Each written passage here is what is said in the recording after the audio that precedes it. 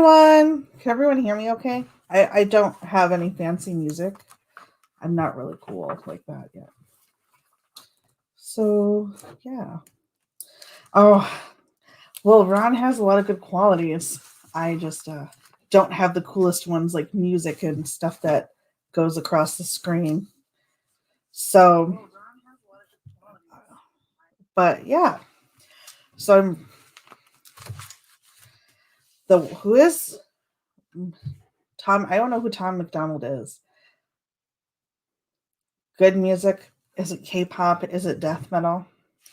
So, okay, guys, this is about the Yakuza mostly, but I want you to take into consideration that compared to other crime syndicates from other countries, like, like the mafia and like, the cartel or whatever, the Yakuza is so highly intertwined into Japanese politics and the economy that if there was like some shift in like, a big handover of like Yakuza power or like a war between like big factions, or if there was like the Yakuza for some reason decided to like pull out of the economy, it would actually disrupt the global stock market. So it's like gonna go a little historical and it's gonna go a little in depth, probably more so, but I went down a rabbit hole and I got stuck on World War II stuff. So that's gonna be in there. So yeah. I know I didn't brush my hair today, Leanne. I just I'm trying to wash out my hair color because I'm doing red. So yeah. So let me get this. You won't be seeing me for a little bit because I don't know how to do I do know how to do graphics, but I don't know how to like make things move yet. So I, am sort of fairly new, a college graduate. So I made a PowerPoint presentation, which is so funny because I had the professor. I got offered a spot to study at Shanghai University to get my master's, and the lady yesterday messaged me asking me, "Are you gonna come over? Are you gonna come over?" And I didn't answer her. It's going to be a no, just because I don't think it's like a really safe, like, I don't care about the coronavirus. Like, I'll just stay inside, but like, I don't think it's like a safe time to go over to China right now. So, yeah, let me switch on over to something. So before I do, does anybody have any idea about the Yakuza, anything about them? Because I know that you guys probably get like your Hollywood version or like the Western understanding and like the stereotype that Hollywood like created. So I don't know if anybody knows anything about the Yakuza already. I heard there's a video game. I don't play video games. I don't know. I like to watch people play video games, but I don't know anything about the Yakuza video game. So no, nothing. Well, you're about to know some things. There's so much more I could have added. Like, I'm thoroughly prepared to an extent of my ability. So, you do not know? Okay. Well, hold on a second. Because I am going to put this in here. 1 second. I made a PowerPoint presentation. I'm so freaking awesome. And it's I actually am like the best PowerPoint presentation maker, but I'm too poor to afford Office 360 or whatever it is. So we have Google, which is just as good. So that's Yakuza, obviously. And I think it's interesting if the picture on the left is Yakuza gangsters after the American occupation. They were really super into like American gangster films. So they like went to like this like interesting like sunglasses and like top hats kind of thing. So I thought that was really interesting. So let's get started. Yeah, they're basically like they're I would say they're more of like a criminal corporation than they are like a mob to be fair. Look at I added a fancy effect. Okay, so these are just some terms that I'm going to be talking about. And the graphic to the right is just the designated Yakuza groups. Now, the proper Japanese way and how it's like referred to in a lot of things, they're called Boryokudan. So, yep. So we're going to start out about the early like traceable like foundation of the Yakuza, where they came from in the Japanese context and where they came from. So, yeah, they're kind of, I don't know if I would compare them to the mafia. They're kind of like they're in a league of their own, but they're kind of like a dying breed as well, because I just read that 51% of the Yakuza in Japan right now are over the age of 50. So, and there's not a lot of people coming in, but we'll get to that. So, Yakuza are technically referred to as Boryokudan, which it means violent group. And they came from a history of peddlers, which is called takiya, and gamblers, which is called bakuto. So the person on the top is actually a takiya. And then the image below is like early, like not technically Yakuza, but like early Yakuza and like the tattoos and stuff. So the origins of the modern day Yakuza, they're actually spiritually, it's sort of pegged that they're descendants of outlaw Ronin, which Ronin are technically masterless samurai. And if anybody mentions that 47 Rona with that whitewashed Keanu Reeves, I'm going to lose it, because I have never freaking Keanu Reeves is a freaking Ronin. Sorry, I'm not going to go off on that. But anyways, they are descendants of outlaw Ronin, which are masterless samurai. And there was Japan had a really like dark, tumultuous warring period until around the 17th century during the Tokugawa shogunate, which there was a period of peace. So the samurai, like their like army was basically useless. So there was all these extra people around that didn't have anybody to fight or whatnot.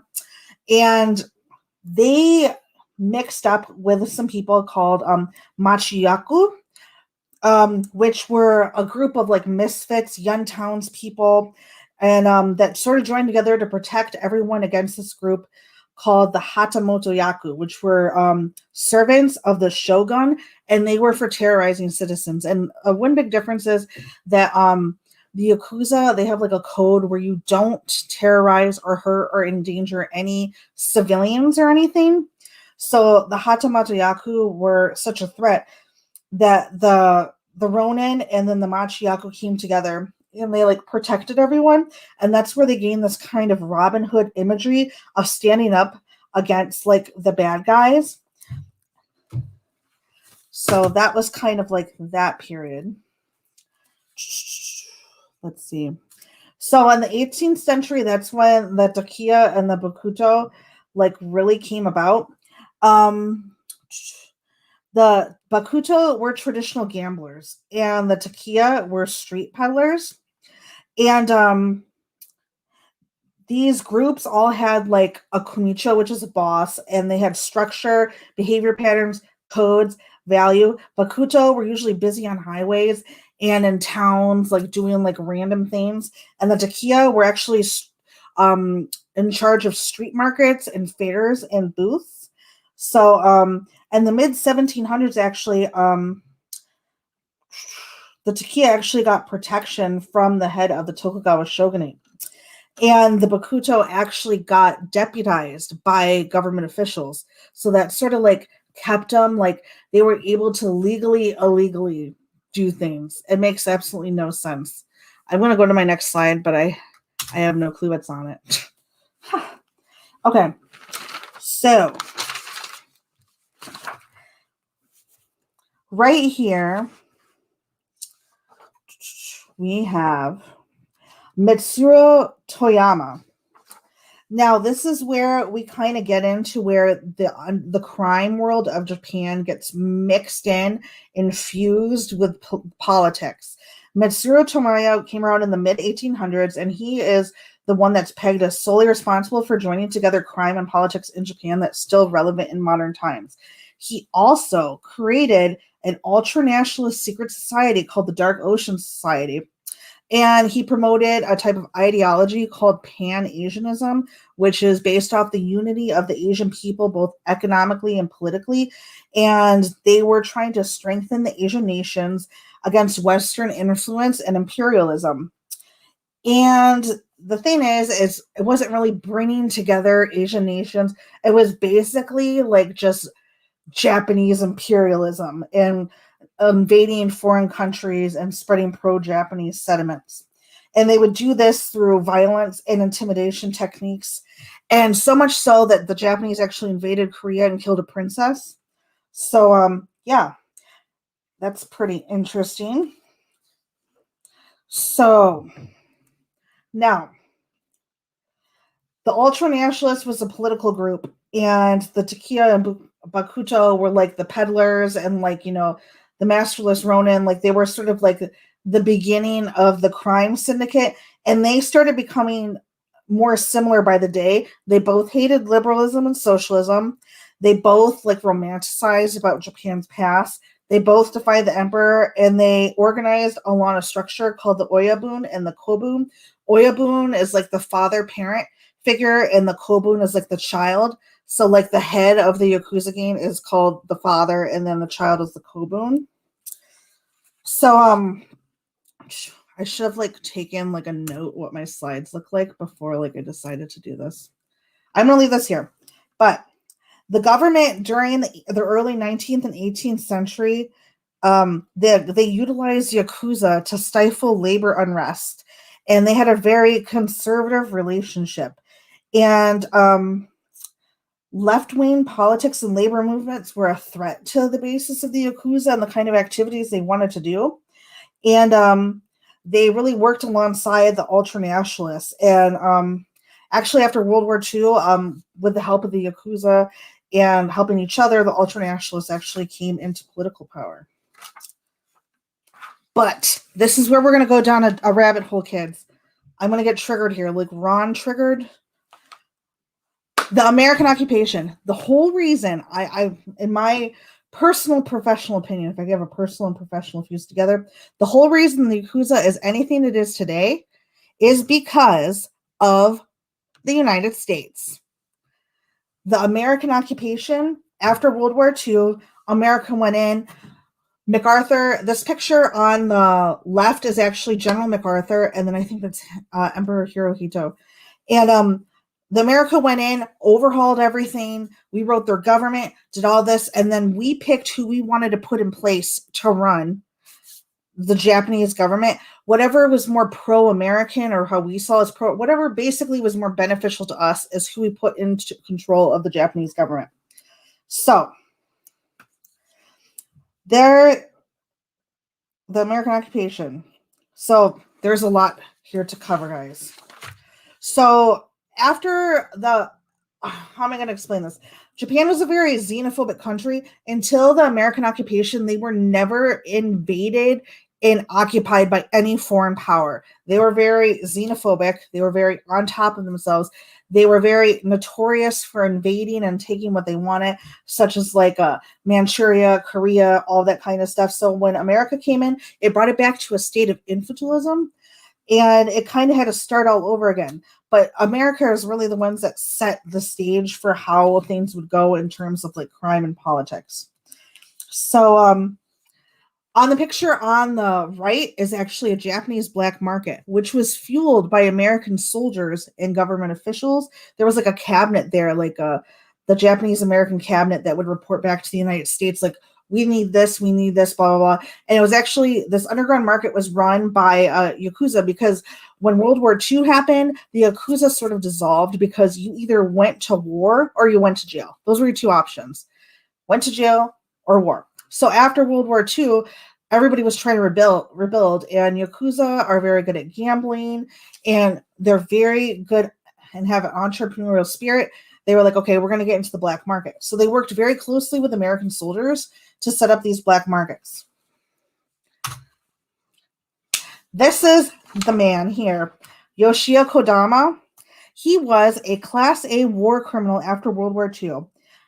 Now, he helped, he was released from being a Class A war criminal by the United States because he had ties in China, informants. He had ties with Yakuza crime syndicates, and he had high ties with politicians. And Americans, the American government said, hey, This guy could help suppress the spread of communism. He could help fight socialism and quell any labor disputes. So let's just, let this war criminal off. And yeah, here you go. And he was imprisoned before World War II ended for terror. What was it? He was imprisoned before World War II for terrorist plots against politicians that he deemed too moderate. And he was the most powerful man in post-war Japan. And this is where the link between politics and Yakuza gets super tight. And he actually had a strong relationship with the United States Embassy as of the 1950s. So, this is his mugshot. And he actually created one of the parties in one of the political parties in Japan. So, rather interesting. Let me catch up my notes and take a breath. I'm going to get more to the Yakuza stuff. So just a minute. So just a second. I had something really pertinent I was going to say. Yes. So Kodama actually started the Liberal Democratic Party of Japan. So he created a government party and had ties with Yakuza.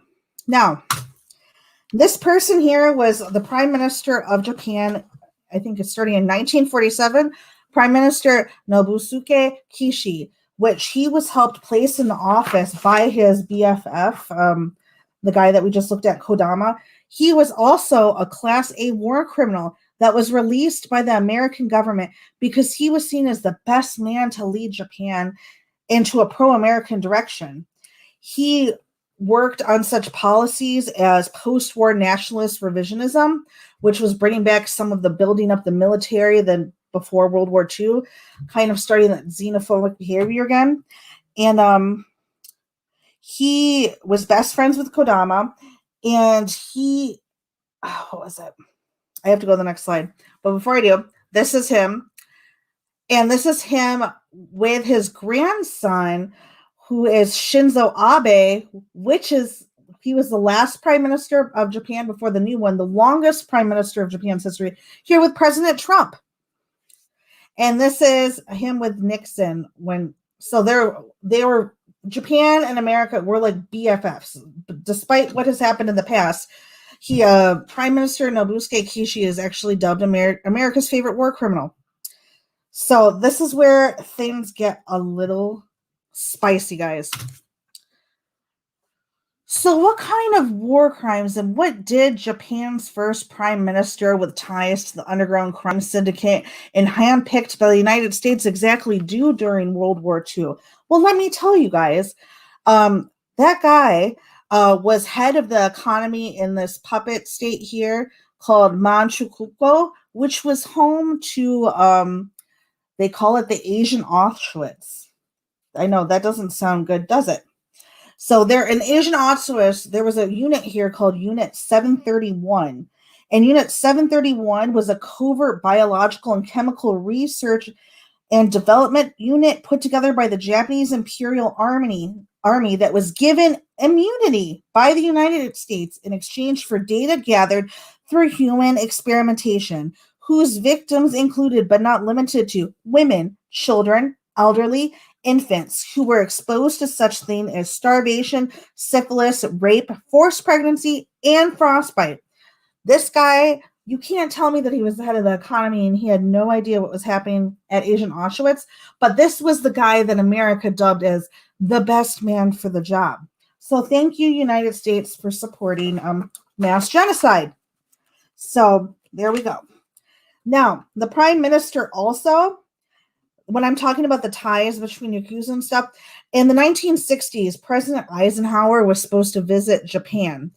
And Kodama and Nobusuke enlisted the aid of Yakuza and other unfit, out of the rims of society men, up to 40,000 to help protect Eisenhower and safely allow him to travel through Japan.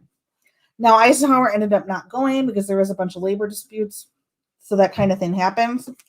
But I thought this was really interesting here. So this is Korea, and this is where Manchukuo was. So he was like the head of all of that stuff there. And this is a picture of a dissection experiment room, which this is actually one of the buildings for that. So now I'm going to get to actual Yakuza stuff. So the Yakuza is run like a corporation, and it's actually one of the most tightly knit, organized underground crime syndicates in the world. And this is like the hierarchy of it. So you have the Oyabun, which is the syndicate head or the godfather. And then you have the Wakakashira, which is second in command, Psycho Komen, advisor, chief staff, lieutenants, underlings, enlisted men. And you have your own lawyers, secretaries, accountants. So it's a very strict organization. So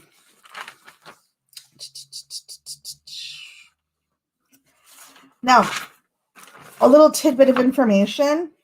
What does the word Yakuza come from? Yakuza actually, since I told you guys before, they came from like a history of gamblers and peddlers.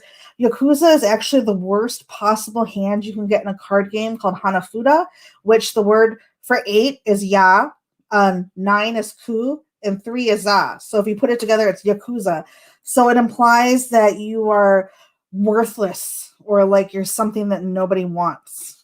Yeah, it is real organized crime. You would not believe what I'm about to tell you. So let's see.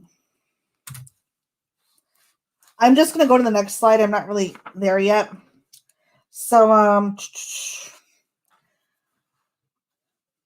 into the 20th century and stuff, the Yakuza helped in organizing day laborers for construction jobs. They were recruiting stewardess for a business at the docks. Gambling became like a chief source of income. And they kind of decided to just go full force in. So I'm going to get to this person in a minute. So you just hold on. I went faster than I have like 7 sets of notes. 7, I have like the organized notes and the unorganized notes. I probably should have stuck to the organized notes. Now, during this period, I'm just going to go to the slide. This is the Yamaguchi Gumi. Yeah, the Yamaguchi Gumi is the biggest, one of the biggest gang of the Yakuza in Japan. So this is their headquarters in Japan, like just how people know, like here in America, like where is your army registration station? You can just be like, where's my local Yakuza office? And you could be like, oh yeah, that's over here. How do we know, guys? Because we take our kids trick-or-treating there every Halloween. That's how you know. So this is the official like crest for the Yamaguchi Gumi. And they are one of the largest Yakuza gangs, and they're in Kobe, and they were founded in 1915. And this particular sect has access to around 90% of the infrastructure of the total operating Yakuza in Japan. So, yeah. They also have the godfather of Japan, the guy right here with the geisha. His name is Tatamasa Goto. He was regarded as the best example of a new kind of Yakuza. Like before, like you're supposed to like help, like you're not supposed to hurt civilians and stuff, not like violence towards the common man. He was ruthless and shamelessly violent and not afraid to go after civilians. They do infiltrate big company boards. I have that. That's very true. So Tatamasa Goto is like dubbed the John Gotti of Japan. And here's another thing the United States did. In 2001, the FBI arranged for Tatamasa Goto to be flown into the United States for a life-saving liver transplant without consulting Japanese authorities. And in return, the FBI was able to get some type of information on Yakuza money laundering in the United States through various companies and casinos by other Yakuza groups. So, yeah, the United States likes to really get in there. So he only ended up giving the FBI a little something, barely anything, because why would you? And they just had to go with it. So this is like this is their headquarters in Kobe, and this is the new guy that's kind of running it, Kenichi Shinoda. And this is like an olden day pictures, and that's like the John Gotti, I guess, of Japan.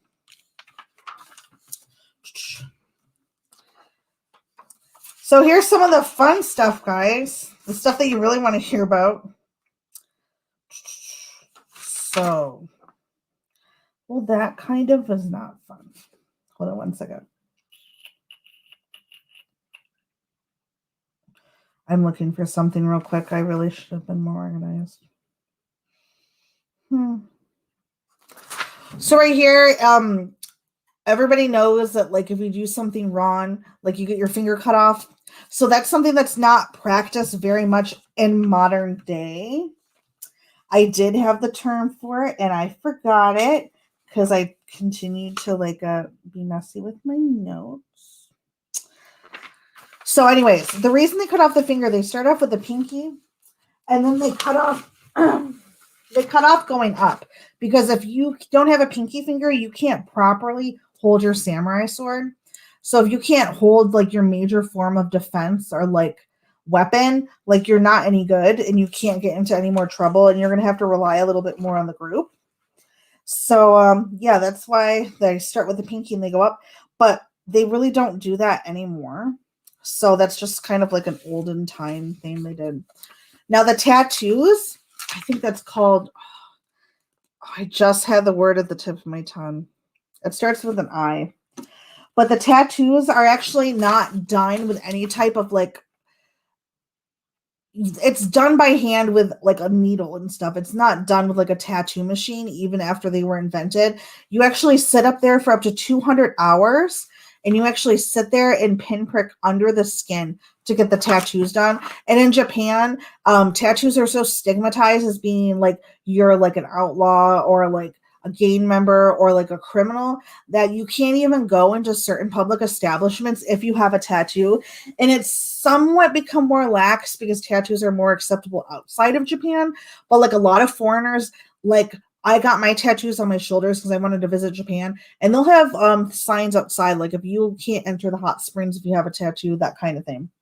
So Yakuza women also got tattoos to sort of show their like loyalty to like who they were with and with the game. And this lady right here, this is she is actually one of the daughters to one of the biggest gang members, and this was her back tattoo that she got. And interesting enough, she actually wrote a book called Yakuza Moon, which is actually a manga as well. And she talks a lot about how like what happened being one of the head Yakuza's daughters. She went through a lot of sexual abuse, like a lot of crazy things. I highly recommend her book. She's like one of the few people to actually write a book about what it was like to be in that kind of atmosphere. And that's a fairly recent book, maybe like the last 10 years. Yeah, it does sound really painful. 200 hours of having, and you would do it without painkillers or any type of thing. And then like Yakuza don't show their tattoos out in public. Usually like this picture here, when they're drinking by themselves, playing cards, they show off their tattoos, their loyalty to like their group. They take off their shirts, that kind of thing. Oh, this is another thing, a story I found. This is like the fun facts I'm going to get to in a minute.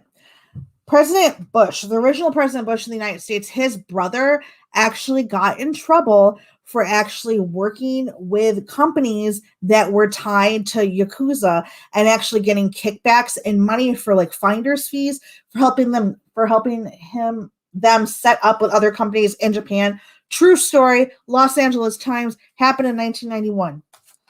I don't know if she left or not. I'm not sure. I think it's been forever since I since I read the book. I completely honestly forgot about the book until I like saw her. So, but yeah, our government has a huge history with working with the Yakuza. They're actually spread out completely now all over the world. They actually have a lot of they do a lot of work in Hawaii, California, but you can really find them anywhere. They're actually big in Australia, I heard, but they're yeah, Danielle knows what's going on. Oh yeah, we all know the United States is just like a cluster. So I'm going to go on, but I'm just going through the slideshow just to talk about a little everything, and then I'm going to take questions, and then I'll just tell you the rest. So funny enough, there's been crackdowns on trying to like break down the Yakuza and go back to like this. I don't know why they're going to try to break them down completely, because the government totally like needed their support to get where they were, and they completely supported and funded the Yakuza. Now, there has been lots of laws and measures passed starting in 1992 with like the organized crime group countermeasure laws. The last one was done in 2010. But since they've been doing that, they've been trying to go back to their roots of like chivalry and stuff, like protecting the common man, but still having legal fronts and doing illegal activities behind the scene. So what I thought was interesting is this one up here was actually one of the Yakuza groups that was actually helping distribute masks, toilet paper, and necessities during the coronavirus when it first locked down in Japan. The Yakuza had a faster outreach to helping the civilians than the actual government did. But there was still a crime group. So when they were passing out, saving face, passing out all these and helping people, they were actually driving around and giving people toilet paper, food, toiletries, masks. They were secretly, selling medical supplies for probably very exorbitant prices on the side. But, everybody, yeah, like a modern day samurai kind of. So this right here in the corner is a picture of a little boy and his mom going to the headquarters of the Yamaguchi Gumi to go get trick-or-treating candy, which I guess they actually made illegal last year, that the Yakuza are no longer allowed to pass out Halloween candy because that's such a problem. But, we're allowed to party. They're allowed to, don't even get me on. I don't even get it. So I don't know if you guys, I'm pretty sure you guys remember the Fukushima disaster, the nuclear meltdown and the tsunami that happened. I think that was like 2011 or whatever. Well, anyways, maybe it was 2011. So this was the reactor in Fukushima. Now they were going to leave that there. The government really wasn't going there because it was so radioactive and nobody wanted to go clean it up. So the Yakuza said, what should we do? There were certain groups that actually sent their men in to clean up the nuclear waste in the heart of the Fukushima nuclear disaster. And that led me to actually find out that since the early 90s, the Yakuza is so intertwined with the nuclear power industry in Japan that it's like, you can't, if you were to pull it apart, you can't. They're so into there. So they actually went to clean up all the nuclear waste and help get everything clean and stuff. And one of the bosses that sent his guy out there got arrested. And he was like, who are you going to send out there? You're not sending anybody out there. And they sort of said, like, we're like, they kind of referred to themselves in a negatory light. Like, we're like the bad guys, kind of like, we're like the outcasts. Let us clean up the mess. Let us do the dirty work. And the government said, no, you're going to jail. No. So that was interesting. And this was actually a book written about it. In this book, I'm terrible at reading the kanji, the really big book kanji. Let me see. I wrote it down. This book is called Yakuza and the Nuclear Industry, Diary of an Undercover Reporter Working at the Fukushima Plant. So yeah, that's actually, I want to get that book because I want to read it. And that's like one of the Yakuza guys there, like in a full getup, like cleaning up nuclear waste. But so they did a good deed, but then they actually kind of monopolized the industry that was like getting rid of like the waste and like, the garbage truck industry and all that stuff there. And they monopolized it and they did like a half-assed job and then they made thousands of dollars off of it. So like, there's a good deed and then there's a bad deed. Let's give people masks, but then let's hoard a lot of masks and sell it for an ass load of money. Let's clean up the nuclear waste, but then let's dump it in this like trash company that we created and then like not do it in a manner that's safe for the public. But whatever floats your boat. So, just for the record, because I'm a stickler on spelling, this little graph here, I did not make this. I got this off this website and they need to hire people that can write English, not me. I understand that gain is spelled G-A-N-G. And Ron did not make this graphic either. So this was the mistake of Nippon.com, which is Japanese for Japan. So just an FYI. So there has been organized crime group countermeasure laws that have been put in place since 1992. And the last one that came was about, let's see, 2010. And they are, these laws, how am I going to say this?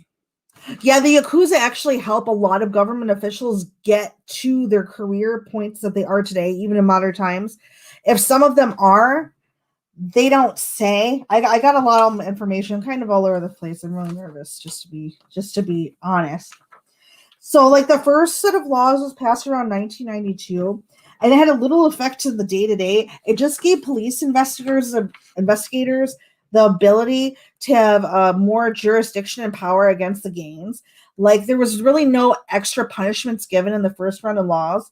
So, I don't even know why it was passed. I think they were just trying to like install the fear of government and like the police into the Yakuza, but they gave 0 Fs, basically.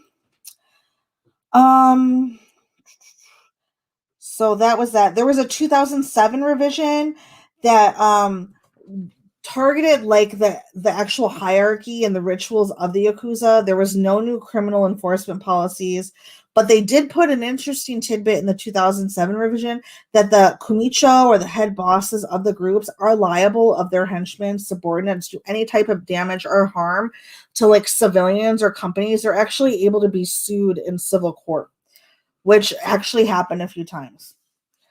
So 2010, there's actually been a decline in the number of Yakuza members because of this last law. Like, they're not allowed to have the offices. Like, they can have their main office, but it's like so strict measures to like what they can get arrested for and what they do there that I just don't think they really utilize them as much as they wanted to.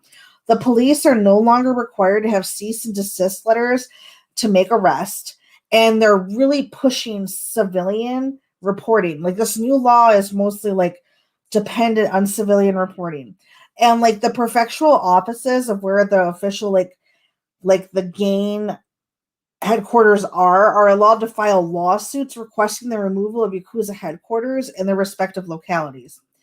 And this is sort of driving down new recruits because, along with all these new stipulations and laws that are coming out, people like, actually, if you're Yakuza, you're like in a registry, like a national registry kind of. So the government knows. They know who's Yakuza and they know who's not. But now they said the thing that banks, real estate agencies, health insurance providers, driver's license bureaus, and nursery schools, and even sports gyms can get fined and in huge freaking trouble if they are found providing any services of any kind to registered Yakuza members. So that is really driving down the numbers as well, because people are like, well, I can't get my driver's license. And there's actually something right now with with like 50% of like the Yakuza living population right now being over the age of 50. Like, there's like no welfare allowed to them. They're like, oh, you're on the National Yakuza Registry. Until you get taken off, you can't get welfare. You can't get any type of assistance. Like, there's people that try to leave and they can't turn around their life because they're on this registry. It's kind of crazy. So I'm going to get to some more things in a minute. I think that's all I have for this little stupid slideshow. So one second. And that's all I have for my stupid slideshow. I went on a rant there a little bit. So that was my little slideshow. So I'm going to like talk about all the stuff that I didn't talk about before. I like literally like was super prepared. Like, look at all my notes. And then I like super like went like hardcore. Okay, to be honest, guys, I went down the rabbit hole of World War II crimes and how the United States has dirty hands. And I really just like lost, like, they do recruit from violent biker gangs. A new thing is since like, I think like a lot of the newer recruits are coming from biker gangs or like foreign gangs. But actually, they say that the Chinese gangs that are infiltrating Japan is causing a big problem in terms of violence. And the government is spending way too much time trying to suppress the Yakuza than they are the foreign gangs, that the foreign gangs are becoming more powerful. And the Yakuza are kind of like, yeah, I'm out. What are your thoughts about them not getting service? On them not getting services? I mean, let a person get a driver's license and send their kid to like school. I mean, like, maybe not let them rent like a building that they could use for a clubhouse, but like, yeah, money laundering. They do it through casinos and various companies. I was actually reading that the Yakuza actually partake a lot in the 80s before the economic bubble. They were doing a lot of like loans, real estate, and stuff like that. There's actually they're actually called what is it? All these Japanese words, even speaking Japanese, guys. It's like if you just hear a word for the first time, until you keep repeating it, you're not gonna remember it. It's like learning English. So like I just read these words for the first time at like 3 a.m. Oh, there's a word for it. It's like called the Rizgai. Fail sauce. The Keizai, really off. The Keizai, they're like the financial Yakuza. And they actually did in 2010, they did an informal review of financial activities of companies that were listed on the Tokyo and the Osaka exchanges. And they actually found that 4.5% of those listed companies had organized crime connections. And the United States has been trying so hard to crack down on that. I think Obama was the last president that actually passed some type of stipulation or law against like he blacklisted companies. Any company that has any Yakuza within a 5-mile radius of their name, they are not allowed to do business in the United States, which is kind of funny to me because I'm pretty sure that the big companies all have done stuff for the Yakuza. So they do a lot of work now. I think in 2017, I can't say without 100% that it's a fact, but it is speculated that, where's my stupid sheet? It's speculated that there was a big Yakuza cryptocurrency heist where they got involved and they stole around 500 million US dollars in Bitcoin. So that was around 2010 that they did that. So, but I think their assets right now are between 50 and 100 billion dollars, and most of that, like a sizable amount of that, is in like investable things. So like they wash money. So I know blacklisted. They're like they're dubbed in Japan as like the necessary evil, because like I mean, there's been a lot of parts like a time like I think there was an incident in Kobe. Like after World War II, there was 3 foreign men. I think they were from Taiwan, China, and Korea that actually took hostage some police officers in Kobe, and the mayor of that town actually called the Yamaguchi-gumi and said, "Hey, can you come help us?" So the Yamaguchi-gumi came in and they like fixed the problem. They didn't say how they fixed the problem. I'm pretty sure it wasn't nice. And so then the police officers were like in this type of they were indebted to this help that they received from the Yakuza. So they were sort of giving a pass, like, you know, what is it? Like, hear no evil, see no evil, like do what you want, just don't let us see it kind of thing. And that ran for quite a long time. So that was very interesting. Any other questions? I went really quick there. I was really nervous. I'll get to it. So, yeah. I missed out on so much. I literally had like a 3-hour stream planned, but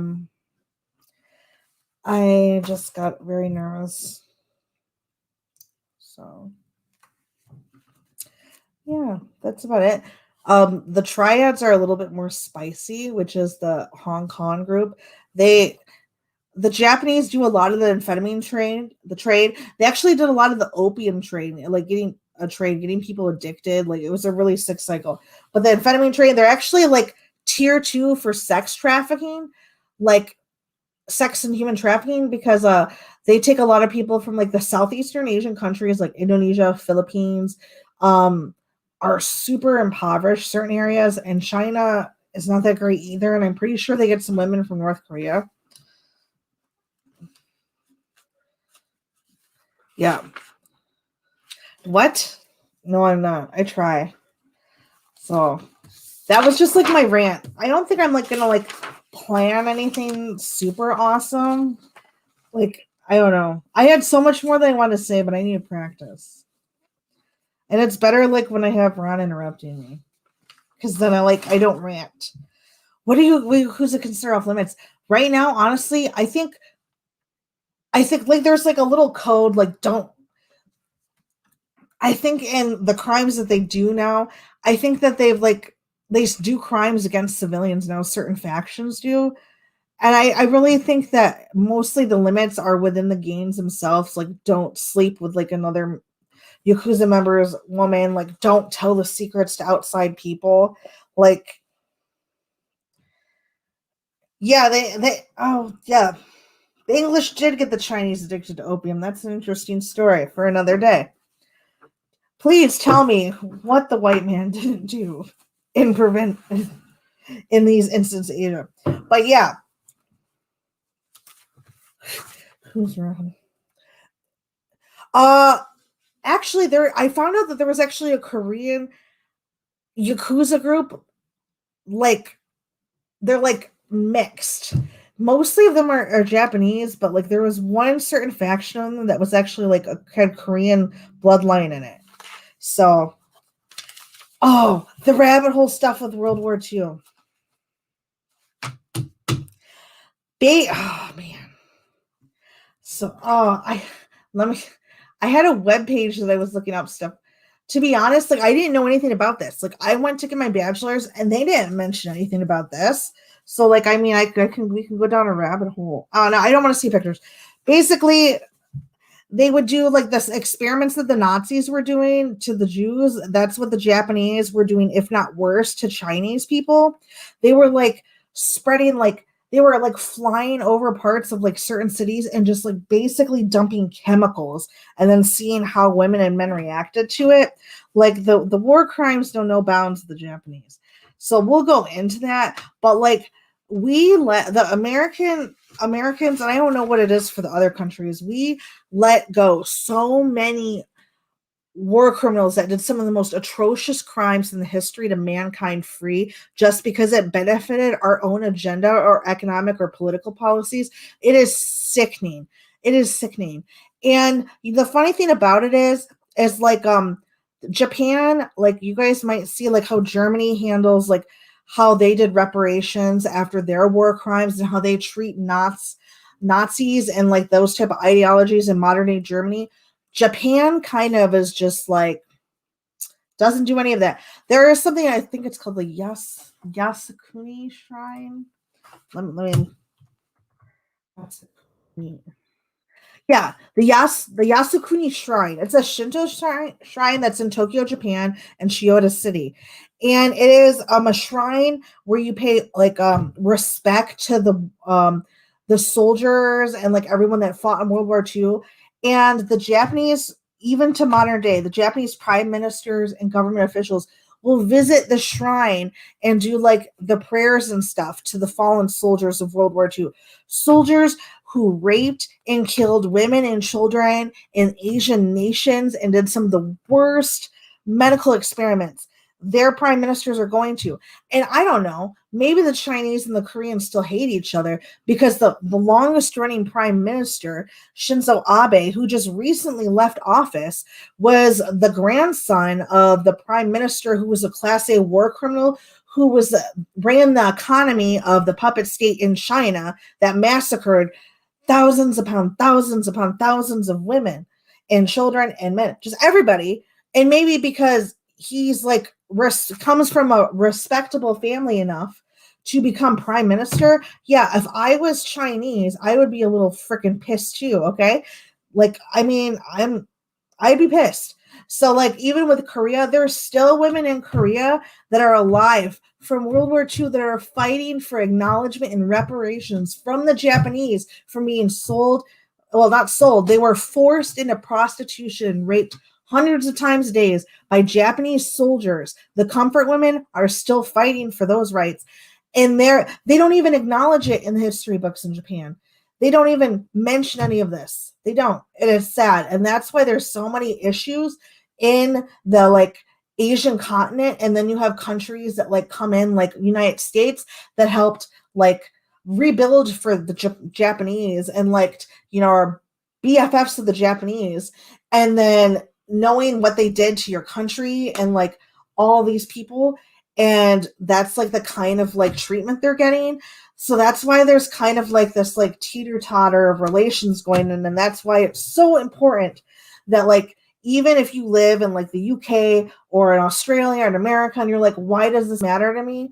It matters because let me tell you what matters. China has a shit ton of freaking nukes that could blast any of us off the planet. And the only country right now that has the balls to stand up to China is not the United States.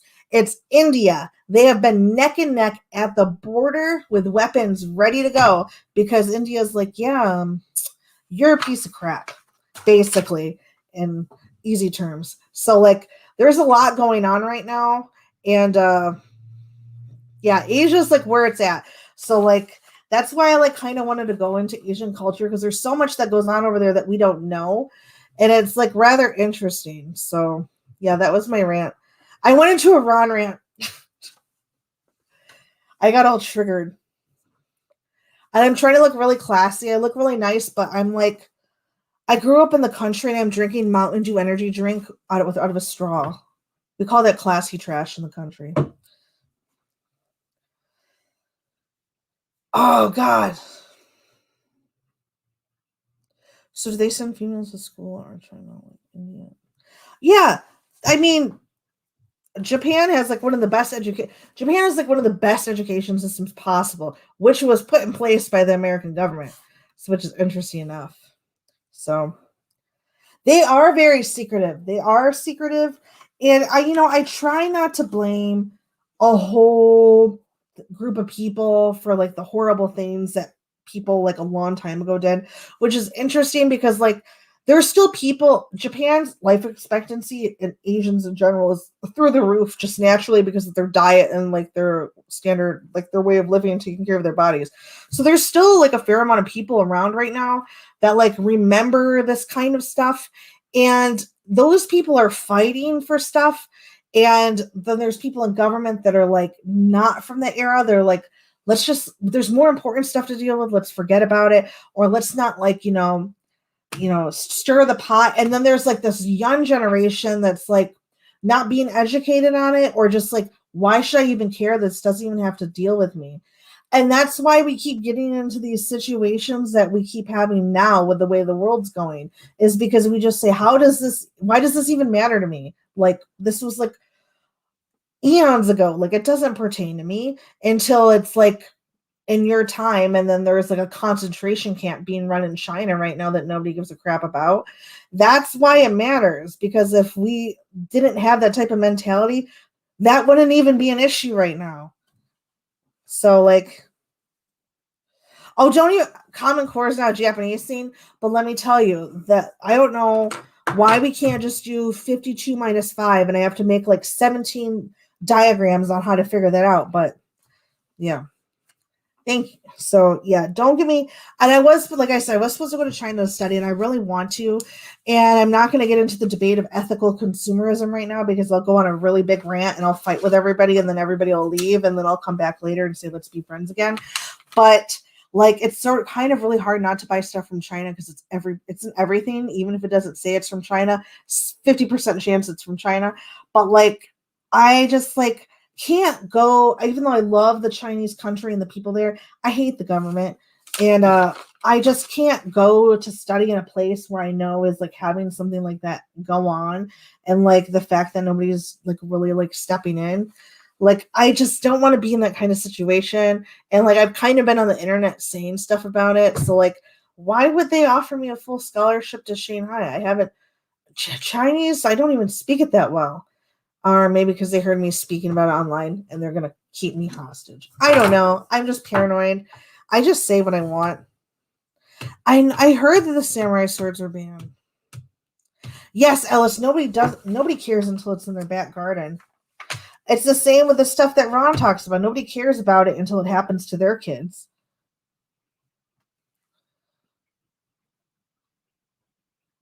I heard that It's Always Sunny in Portlandia, that in Hawaii has so much activity with the Yakuza. Like they're just laundering money like crazy over there.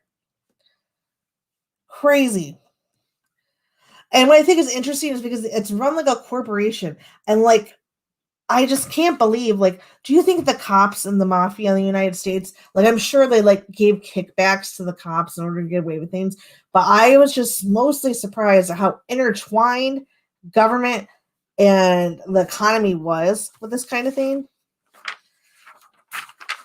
You're in Ellis's back garden? Well, nobody's in my back garden. I just had to do something. I just had to say something inappropriate. So, oh, hey, when I was talking about like the things like with the laws, the last law that was passed trying to like suppress this like Yakuza activities, the Yakuza actually went to go sue the government because they said that it was impending on their rights and that they needed to be tagged as a humanitarian agency, which was really like literally the Yakuza went and they were like, hey, we're a humanitarian group. We need the label. And they're like, no, you're not. So, yeah. That was interesting. There was so much more. Like, I just like kind of went over everything really quickly. So, any other questions?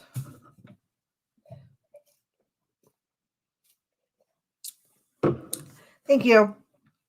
I don't know who's tied up Matt Gabby, but it's not me, so I don't really care, to be honest.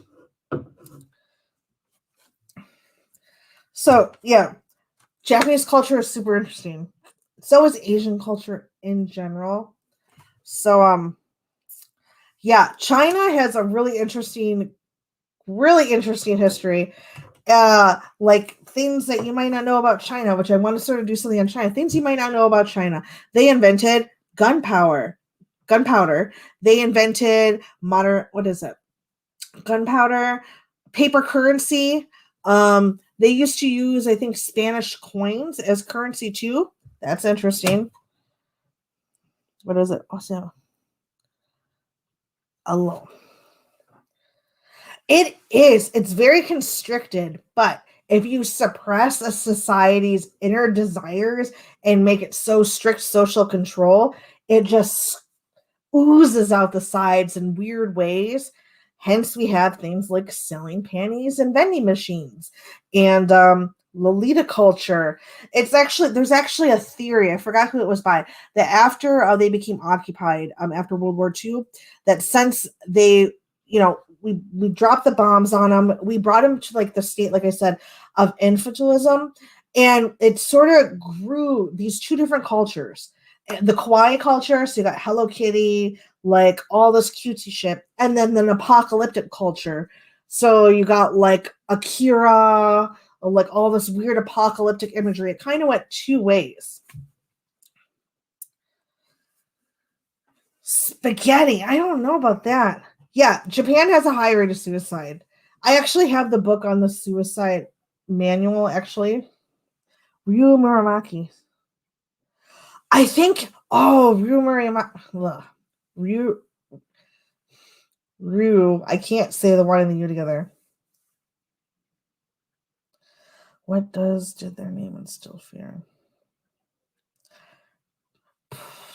That put fear in. I mean, I think anybody, if they know that somebody's part of a gang, like I don't know a lot about the mafia, but I know that I probably shouldn't mess around with them because they would kill me. So I think there's like that common knowledge fear that's instilled.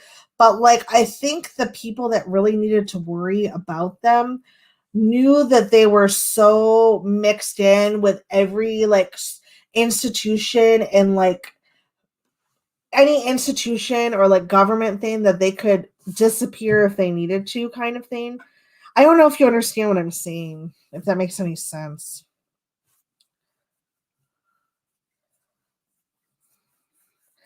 Yeah, thank you. I tried my best. I'll get better.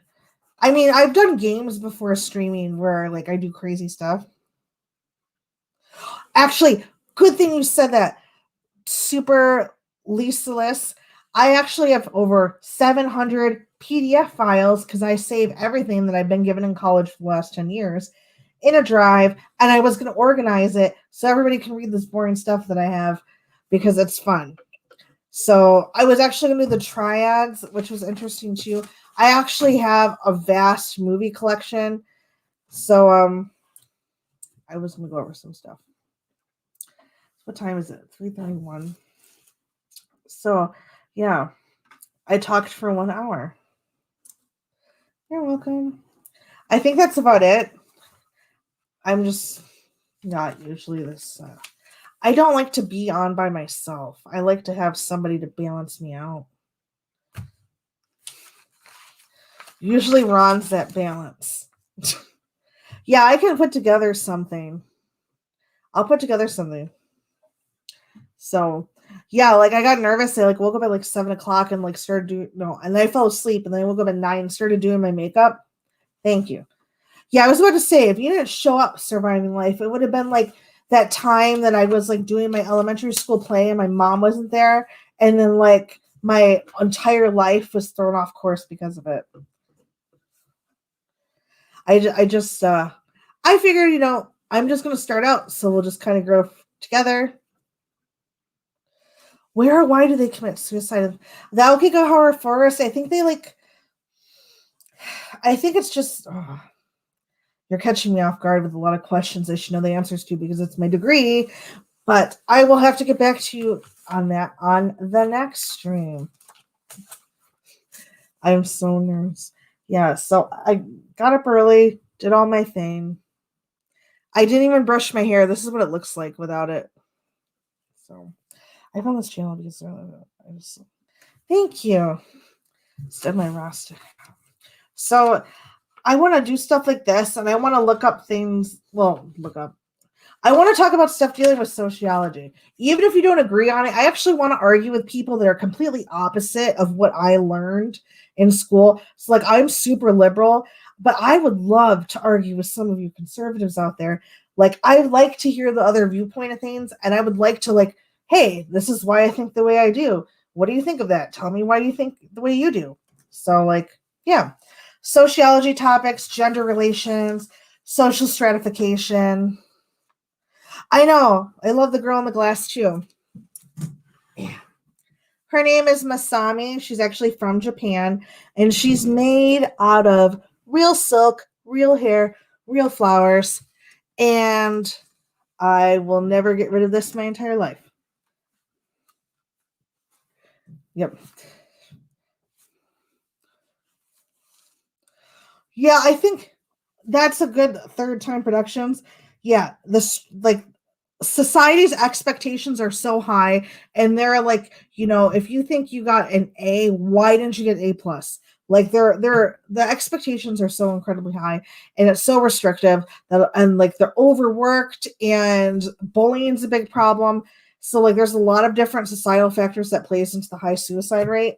But then it's interesting because like we were doing on one stream before that there's like a online suicide pacts, but then they want to get together with groups of people and commit suicide, but they're committing the ultimate, like the most ultimate act you can commit is being your own person as an individual and saying, F the world, I'm doing what I want, is killing yourself. But then you're going to want to recruit other people to do it together so you're not alone. So it's kind of like that interesting little thing. Yeah, well, this part's made of flowers. So I've never studied anything Irish. And I don't know anything about Mexican stuff either. I'm as Mexican as a Taco Bell. Yes, there is a lot of problems with sexual assaults. A matter of fact, I do have social links. It's like in the description, I think. I'm not really too pressed on it. I just wanted to get 2,000 followers on my Instagram. So I'm simple. Isn't there a suicide where they put... There is. Oh, now I'm going to look at that. Pay to be in a coffin. I'm like Ron. I don't like things on here. I like to write it down. Pay to be in a coffin.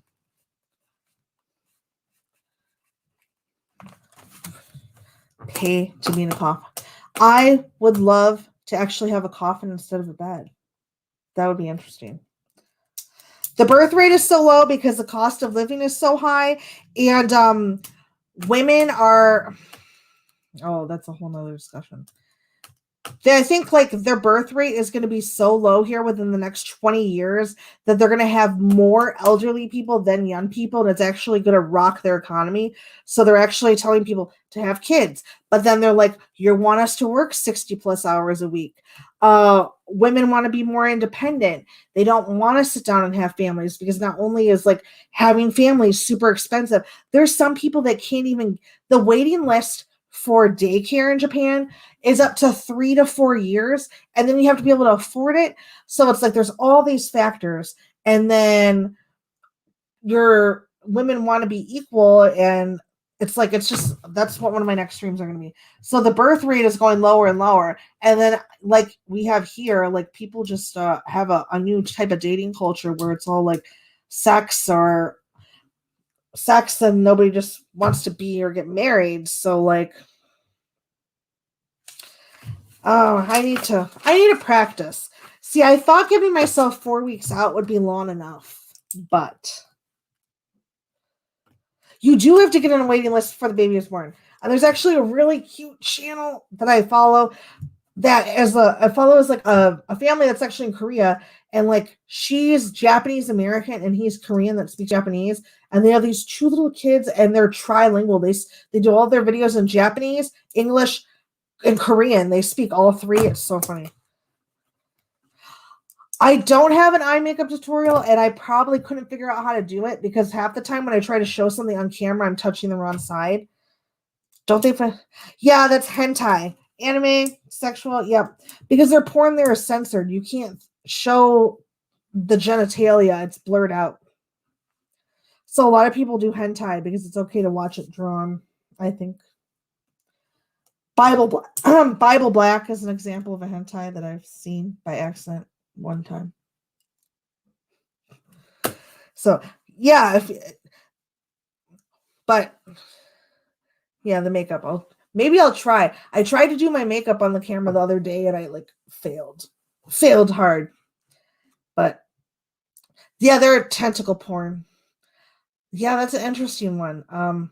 If you want to really go down like a really interesting rabbit hole where you want to see some things you wish you could unsee, so you're like really mad that you saw it, but you kind of feel like you stepped a little further in life because you did, look up Japanese porn. Okay? Tentacle hentai was made to get. That is true. It was made to get around. Yeah, there's bug porn. Oh. I don't even know. Can I say a bad sexual word if it's in a different language, or will the algorithm catch me? Does anybody understand that? Oh, yes, the fetishization of the schoolgirl. Actually, I was going to talk about that. That deals with the Meiji Restoration, which is going to go in this book after I reread it, because I don't like to talk about things or give you guys answers if I don't know if I don't know the correct information to it. I'm not going to pretend that I do because I don't want to spread misinformation. So you guys are going to have to wait until I'm done sort of scanning through my book again, and then I'll tell you about that. But yeah.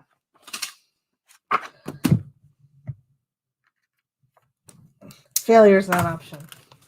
Yeah.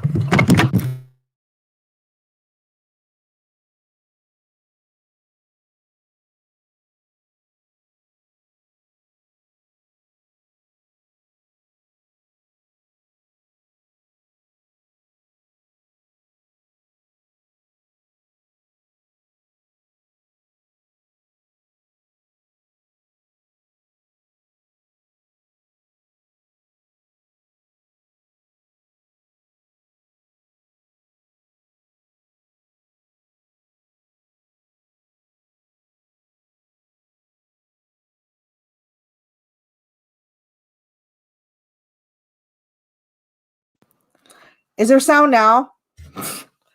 I like freaking. Oh, Ron, don't you freaking tell me there's no sound. Oh. Okay, there's sound now? Okay. No, my microphone dropped on the floor.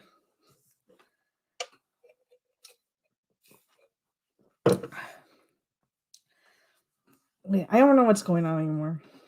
I hate it here. What else are I plan? I don't know what. See, I'm the kind of person that doesn't like to do things unless I can do them flawlessly. So like I'll sit and I'll think about it so much. I'm like, wow, I did it. And then I don't do it because I feel like I've already done it. It literally was a mic drop. Like a BTS mic drop. So yeah, I'm not sure what I want to do. I wanted to kind of like do like a hodgepodge of things. Because I'm all over the place. So I didn't want to like focus on one thing or be known for one thing. Cause I'm like a manifestation of everything. So I don't I like makeup, I like Asian stuff, I like sociology, I like serial killers, I like history. So North Korea is a spicy. I actually, fun fact, I almost visited North Korea in 2015, but I ran out of money. I was there and was gonna do like the little tour there. Why is oh Star Cyrus? Hold on, I'm writing stuff. Star Cyrus, what did you? I know what you're talking about. It's in I. Okay. It's traditional. Traditional. That is what I'll have to get back to you. Oh, there is Japanese serial killers. Like I did what Matsunaga, the Twitter killer, the otaku killer. I will have to get back to you, Caleb. I don't like to give answers that are half-assed or not completely. I might like do an after chat like on a different day. So culture. Oh, Issei Sagawa, the cannibal. He ate people. The taco killer. So not the e-taku, the otaku. OTAKU. The e-taco killer. So yeah. Yeah. How did you know that I was from Michigan? Oh my gosh. Yes, I am originally from Michigan. Do I have like an accent or something? Yeah, you say Sagawa ate some people. Well, just the one. Mic check. Mic check. Yeah, these are going to be a little bit more organized, but next time will be a little better. Because I have anxiety for 1. 2, I have ADHD, so I'll just go. 3, I'm a procrastinator. 4, I don't know how to do the computer thingies. Like this layout here was actually a different thing, and I like had to cut it up because I did it wrong. Oh shoot. Yeah, I am from Michigan. I thought you were one of my stalkers. Yeah, I'm from Michigan. So like on the hand, I'm like originally from like right here. So I've never been to the UP, so Mackinac Island. I've never been there. The Upers. I don't like long music intros either, but the thing is, it's like I feel weird just hopping right on and then like nothing. It's just me. Like, how do I know when I'm on? Like, how do I know if you guys hear me?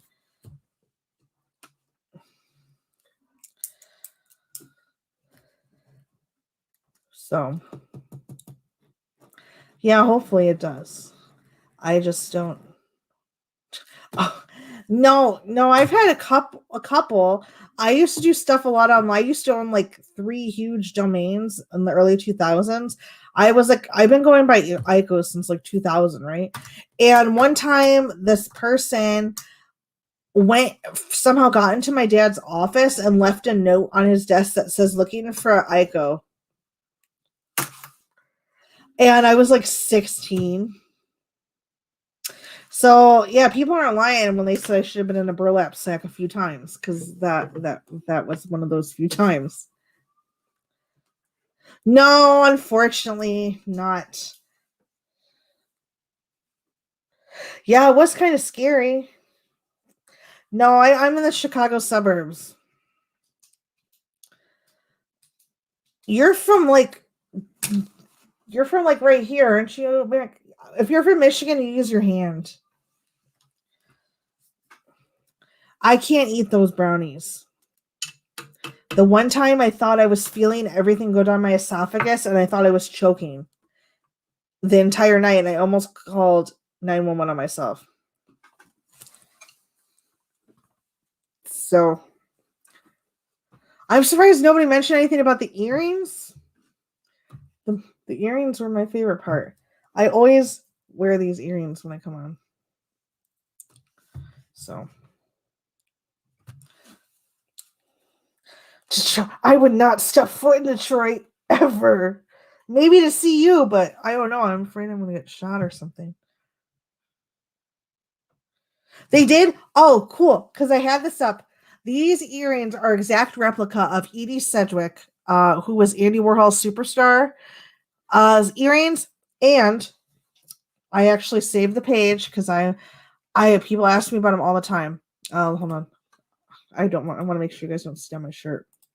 They are this guy right here. I don't know if you guys can see my screen or not. This guy, Steve Sasko, he's a celebrity jewelry designer. He makes all of the replicas of famous jewelry from some of the biggest stars, like Jim Morrison. These are my earrings that I'm wearing. They are gorgeous. Some of them are a little pricey, but they are handmade and they last forever and they're beautiful. Like he has Jim Morrison late. I'm not even going to mention the name because Ron's going to go on a rant about pedo cookies.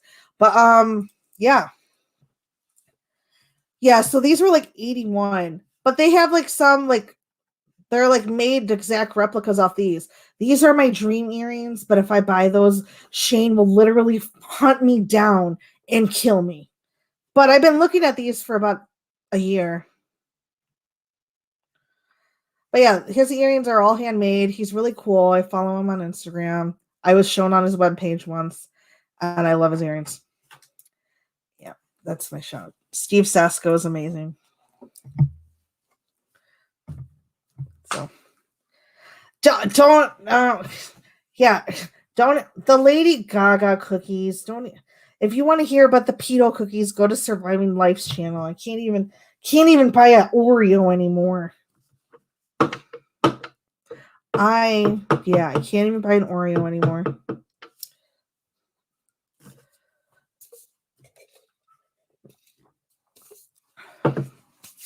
But I think that's it. Does that anybody have any questions that's not about anything that we talked about?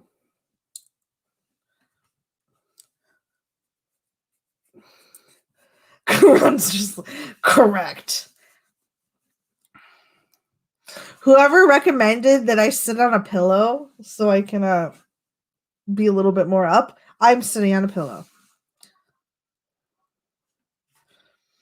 Yeah, people are going to look back at this and be like, what am I drinking?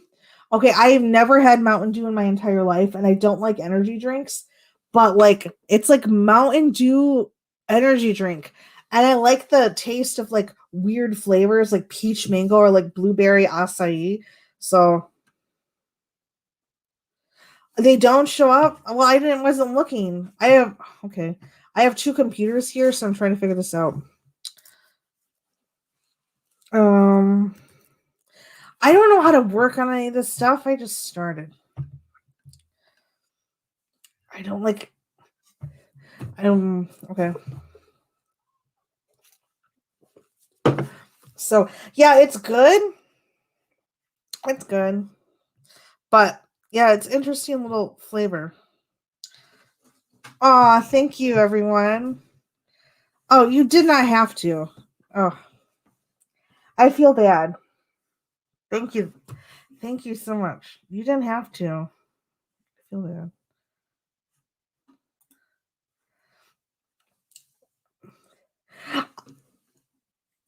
That's okay. Thank you, everyone, for the donations. I'm like, I feel bad taking people's money, but then Shane's like, you ask me all the time. I'm like a chameleon of the personality world. I'm a walking contradiction.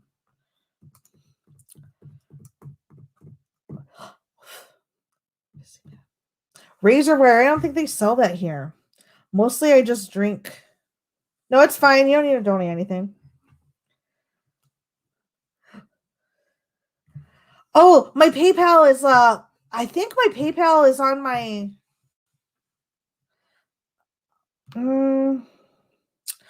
my PayPal is just, I think is that on my other thing? I'm trying not to look down because I know that my face is a little bit chubby. So that's why you always see me try to look up. The coronavirus stole my plastic surgery funds. A lot. Because I know that my thing. Okay. Is it on my thing? Yeah, but I don't know if everybody can do Streamlabs. I don't know. Oh, my PayPal. Was it? Oh, my PayPal. I think that's on my description page or my. I don't know.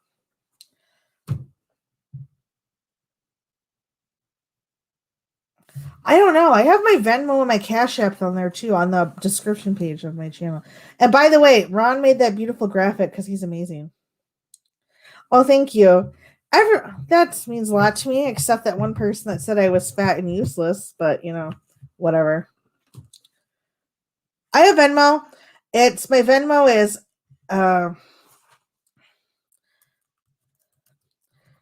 some people like fat chicks. I mean, I've been with some Spartan warriors.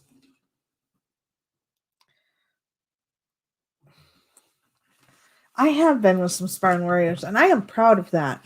I'm going to be honest. I probably have more in the dating realm being bigger, not so good.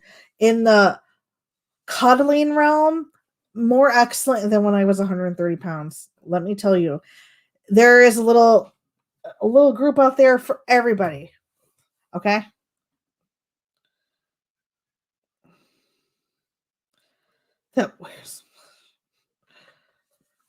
So yeah, I have some interesting stories that I could tell. Yeah, some people are mean, but that's okay. Oh well. But yeah, I think that's a throw money. Miss Blaze, it's okay. You're like awake 22 hours a day. I know. It was okay. Like it was like I literally fell asleep with the laptop. Like if you if you look at what I researched compared to what I said today, you're gonna laugh. Like I'm like a researcher, so like I'm trying to like look at myself.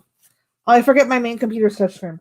So like what I researched compared to what I spoke is like not even equivalent because I got so nervous, but I literally took very thorough notes. And then I look at all that we missed here, guys, and then I retyped them. So I would memorize them because I always do my notes twice. So I was like, okay, we'll retype them. So I did that. And then I got nervous and then I like forgot it. So oh my gosh, Sean Atwood's here. Oh shit. I can't even. Oh my god. Nobody laugh at me. Shut up. Oh god. I'm not here. I'm just here. You missed it. I'm sorry, Sean. Oh my gosh. Yeah, Sean Atwood is pretty awesome. Very awesome. Shut up, Shane. You're fired. I know. I knew I sat on a pillow today for a reason. It's not, thank you. It's not that great, but I'm going to be okay soon. I just need to learn how to focus and like look at a camera and be like really serious and intense. So maybe sit on a second pillow. A second pillow? I think a second pillow. Something that says like professional flashy. Like, don't comment because you might be me tooing, but comment a little bit, if you know what I mean. When I go on rants, I go on way more rants than anybody. Work on the smolder. I can't stop messing with my hair. I have such bad anxiety. Such bad anxiety. Okay. So yeah. I know, it's Masami. I know. Shane. I was thinking of cutting all my hair off, to be honest. Because I'm just going to put it up and I won't touch it again, I promise. There. Thank you. Thank you. Yeah, but that's about it. What makes me an expert on Asian cultures? I'm not totally completely, I wouldn't say like I'm an amazing expert in my field, but I do have a bachelor's in Chinese and Japanese studies and a sociology minor, and I can, talk in some. Ron, did you have anything to do with that? I mean, this is kind of like a laid back thing. Okay, well, I don't know where my phone went. I got nervous when Sean came in and I lost my phone. So, oh god. No. I mean, I'm not like the best in my department. Like I can read and write Japanese, but I can't speak it very well. I think it has something to do with like a learning disability or something mixed with anxiety. But like I can like it's just weird. Like sometimes I could just completely go on conversations. Other times I don't have a clue what you're saying, and then sometimes it just clicks. It just goes. So I don't know. I just yeah, it was all right for a bit. Thank you. I will try. I'm also wearing a Sailor Moon thing, so that was pretty cool. But yeah, thank you everyone for coming. I will try to work on this. So I don't care. Thank you. I don't care any constructive criticism is fine, but just like constructive is the key word there. Like if you want to tell me I touched my hair too much, write it down. Or like I touched my teeth too much, which I do, write it down.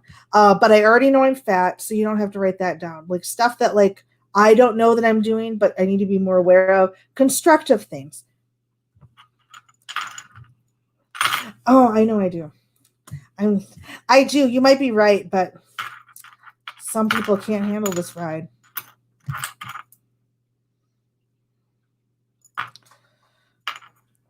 Oh, you're right to the character Love. So, do I puff? No, because I eat too much when I do. Or I fall asleep. And Japanese is easy to like speak. Like it's not the speaking part that's hard for me, it's the grammar. They say that the Japanese made their language so difficult so foreigners wouldn't learn it, which is kind of true. There's like 20 different ways to say one vowel. Like the conjugation is insane. The writing is not that bad. Chinese is easy in terms of there's not a lot of grammar, except if you're tone deaf, you might as well just forget it because there's like there's like this is one word, ma is one word, but you can say it ma, and ma. That's four different words, okay? I can't hear the difference. I can't even tell you if there was a difference when I said it. I only know that there might be if I do the ma to remind myself. But the word ma can mean horse, marijuana, mother, and the last thing you want to do is call your mother-in-law a horse. So it's very important that you know tones.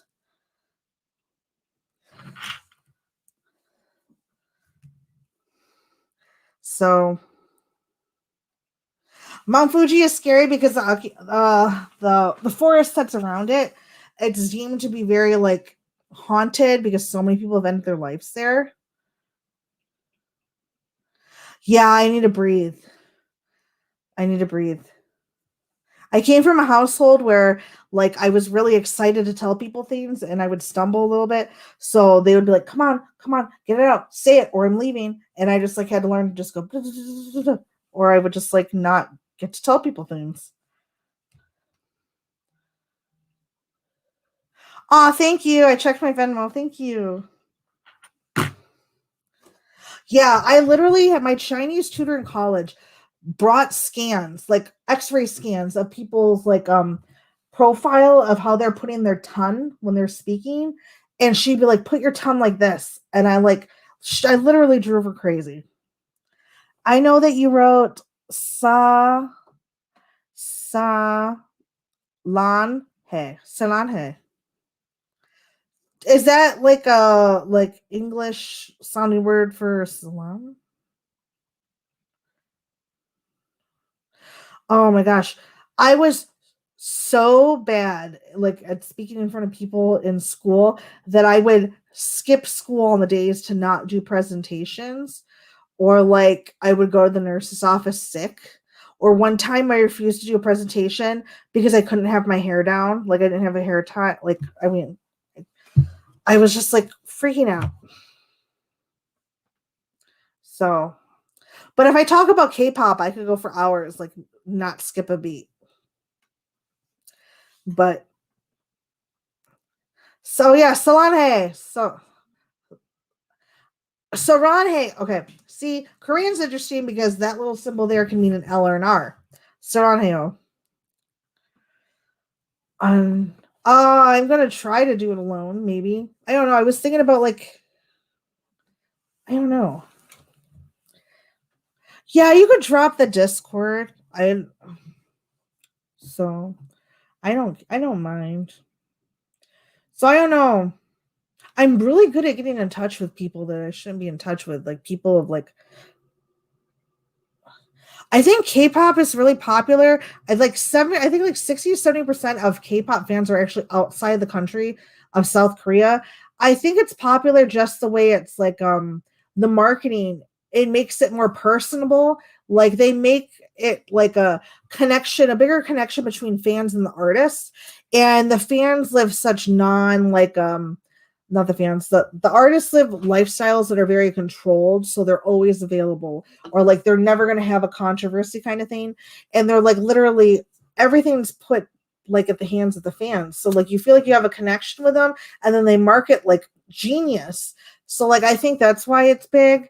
But I've been listening to K-pop since 2002 because I'm old AF. So Korean pop music, hobos, yeah.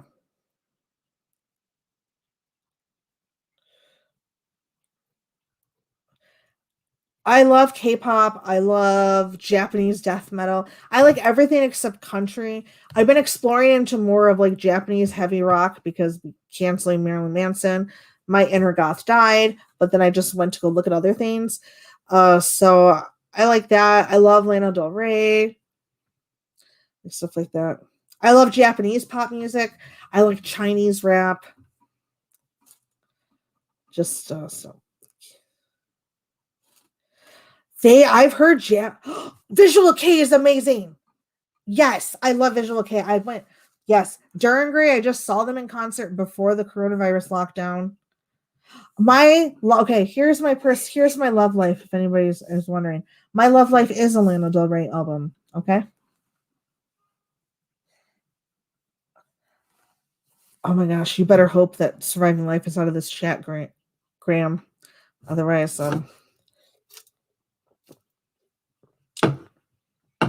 But Visual K, I used to dress like that in high school and walk around with like a half a bottle of fake blood dripping off of me, and I would scare all the elementary school students on the bus. But they just told me she's just expressing herself. Oh, Star Cyrus. It's funny that you mentioned. It's funny that you mentioned that.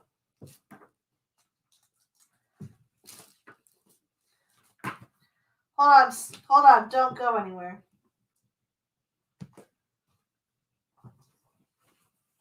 So this is my favorite Japanese visual band, Kagero.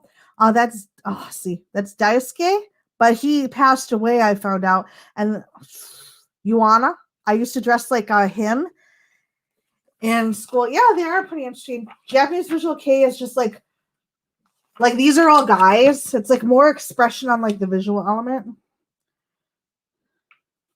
So so I love Japanese rock music. I love Japanese fashion. So like this is one of the magazines from Japan. So this one, that's like the dressing like Victorian and stuff and Gothic. I used to dress like that. That's in my boobs, didn't even realize it. So I'm more of the Gothic Lolita, to be honest. I can't fit in any of my dresses anymore. Just because I gained some weight. But I like more of the Gothic look. So like more of like this. So I have a lot of these magazines. So that's like they come with like patterns in them to make your own dresses. They teach you how to like not that they would fit. Well, when I was younger, yeah, Gothic Lolita is super expensive.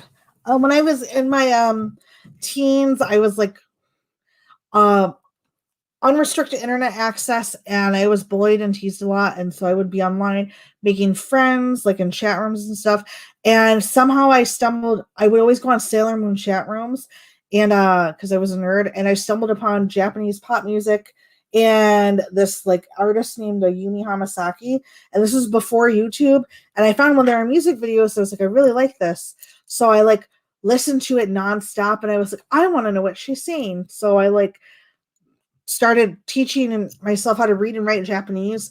And then by the time I was like 15, like my mom was like, okay, well, they enrolled me in a college course for Japanese. So I took it. And then I went through like a mini identity crisis where I found out that I wasn't white. I know it's easy to tell that now. And so I spent my whole 16 years thinking I was white, and then I found out that I'm half Mexican, and then all these little things bothered me because then people were like, I thought I was white, and then people were like, you're not white, and then I started being treated like a minority, and then when I never was around any minorities, so I didn't know that there was quite that much discrimination. So like when I got into like the real world, like I just like white people said I was Mexican and I wasn't part of them. The Mexicans said I was too white, that I wasn't Mexicans. So they didn't want to hang out. Like I was kind of like in this limbo. So I was like, you know what? Fuck it. I'm Japanese. So I kind of found like a lot of comfort in like the Japanese culture. So like I picked a name and really got into it. So kind of just stuck with Aiko thing. Like even my high school yearbook has that name on it. So yeah. Which it's kind of interesting because I don't even know if what I'm doing is culturally appropriating. No, I know I'm about as Mexican as a Taco Bell. I sound like Dora the Explorer. Hola, me amo Aiko. I know how to ask for like uno caja mediana, por favor, because I worked in a restaurant. Start walking with a lean. Yeah, if people don't point out that you're another color, I just you don't notice when you're younger. Especially, I grew up in a sea of milk. Okay, I was the only colored kid out of 900 kids in school. Okay, and I didn't even know I was colored. I only found out when the girl in my 7th grade told me, "You know, your dad's not your real dad, right? Ask your mom." And then I went and asked her, and she was like, "Oh, well, we were gonna tell you, but we wanted to see how long we could go because we couldn't believe you didn't know yet." So, so that's how that happened. So I don't know. That I know that there's some type of disorder like with biracial children and the way they're raised, and like those who like find out, like I don't know, like a biracial identity disorder, like kind of like you don't know who you are because like I don't know. So and then it's just kind of like, and then after taking sociology, I'm like, am I culturally appropriating? I don't know, because a lot of Japanese actually like it when you like their culture because they want to spread it like in a way, but it's kind of weird. It was a sea of milk. It was. Yeah, I was only, and not only that, I went to school in a rich area, and my mom had to drive me in from like the country. Like, I probably have boy issues because I went from the fourth. I went elementary school at a two-room schoolhouse, like a two-room school, as in there was only two rooms. One room had kindergarten through first grade. The other room had um, what is it, second grade through sixth grade. And there was only two boys in the school, and one was my brother, and one didn't like me, and he had all the girls over him. So yeah, I went to a two-room schoolhouse where we sat at our wooden desks. So yeah, two freaking rooms, wooden desks, the whole shebang. So yeah, my friend is friends with Lisa and Kyra. Do not know who that is. I will have to look that up. So I'll have to look that up.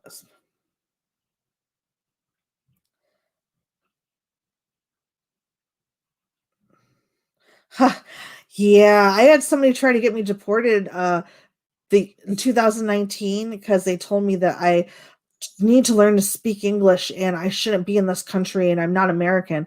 Like before, when Trump was originally running for office, I was, well, not running, I think he was in the talks about it. I was pregnant with my baby, my littlest one, and I remember when we went to go eat at a Culver's, and I was like 8 or 9 months pregnant or something, and I sat down and there was a group of like these like truckers or something behind me eating, and they were like, Mexicans are subhuman, they shouldn't have the right to vote because they're not American and they're not humans, they all need to get the F out of our country. And I remember sitting there crying over my cheeseburger for like 30 minutes. Oh God, I was so upset. I was like, oh, here we go. It felt weird just because like they see me and they think Mexican, but I have not really talked to my Hispanic side of the family that much. Like I just met my one sister like 5 years ago. Like I don't know how to speak Spanish. I didn't grow up in a Mexican home. I had to ask when Cinco de Mayo was, okay? It means the 5th of May, if anybody didn't know. So like people view me as something that I have no clue any of the like what it's about, and I'm like, I just feel bad. Like I just felt bad. And there was a long time that I really, and I'm going to be honest, I held racist thoughts when I found out that I was Mexican when I was a teenager, because I secretly hated that my dad didn't want me, and I hated that like I was all of a sudden being viewed as less than everybody else, that I like internalized like this hate for myself and like Hispanic culture. And then like when I like grew up a little bit, like out of high school, I kind of like felt bad for thinking that way. But like when you're younger, unless like I had no way to know how to take those feelings. Yeah, oh my god, I did. I told him to F off when I got up. But I remember crying in that cheeseburger.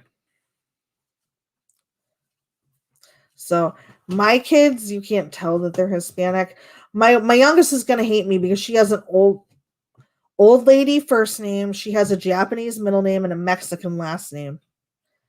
I Her name is Edith. I'll only tell you the first name, Edith, but she has a legit Japanese middle name and a legit Mexican last name. So if she hates her old lady first name, she can't even go by a middle name because then it's Japanese.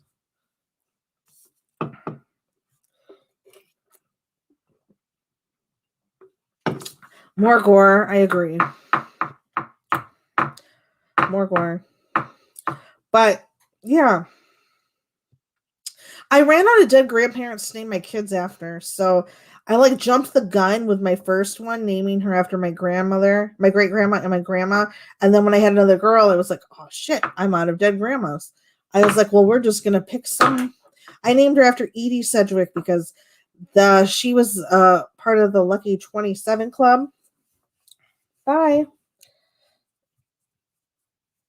We'll have to look at that. Spirit the air, yeah. So yeah, Edie Sedgwick is an interesting character who was highly misunderstood. She was sexually molested and abused by her father. She came up from a highly influential family in California, like very rich, and she was put in like mental institutions. She had eating disorders, and then like she was trying to escape like her terrible family life, and she ended up meeting Andy Warhol and all these people that liked her for who she was, and she got involved with drugs even though she never did them before, which, like myself, when people are like put out into the real world and just want to be accepted, and if that's the first group they cling to, it happens. And she like completely went downhill, and she like broke away from that scene, and then she ended up dying from a drug overdose. So that was kind of sad. We already finished Solid Brand.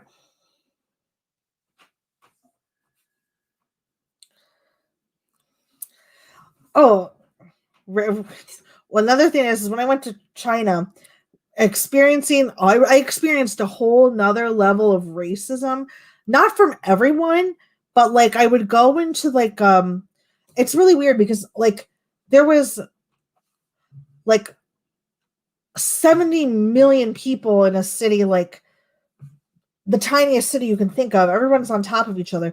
Everybody's busy, everybody's talking, but then like you feel so alone, but nobody acknowledges you, and you can speak out loud, you can scream, and if it's not in Chinese, nobody will look at you. But like I remember going into a store and I was waiting in line, and there was like 2 or 3 people that would just like come right in front of me and like just not push me, but they would just like get really close and get in front of me. And like that happened like 3 times, like bam, bam, bam. And I'm like, they pretended like I didn't even exist, or like they made me go last. That kind of felt bad.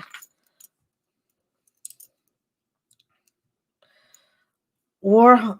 Oh, I loved Andy Warhol. So yeah. We went on a tangent of topics. Maybe we should just never have a topic. We'll just like I'll have like a thought board where you guys can just throw thoughts on there, and then I'll just talk about things. When I found I was pregnant at my study abroad, okay? The Lutheran institution I went to was so thrilled about that. Granted, I was 26, so I was older than all the kids, but they were still not happy that I was pregnant. I found I was pregnant 3 weeks in, so I was pregnant before I got there. But when I went there and found I was pregnant, um, I like went into this hospital that was like the university I went to had this little clinic. I went in there and it was like the size of a bathroom, and there was like a freaking like medical bed with like blood and stuff all on the floor. I was like, what the fuck is this? So like I'm like have my American passport out and I'm like pointing at my stomach, and the lady's like, oh, okay. So she writes in Chinese something on there, and she's like, give it to taxi driver. So like I gave it to the taxi driver in the hospital. It was like a beautiful hospital. Like they gave me free insurance. It like literally cost me $5 to get an ultrasound. It was amazing. Granted, there was like 300 other women in line at 7 a.m. for the ultrasound, but like it went bam, bam, bam, bam, like an assembly line, just bam. And I had free insurance. I liked Warhol's art. I don't know. Oh, that's gonna be interesting. I feel like I got all dressed up and I need to go grocery shopping.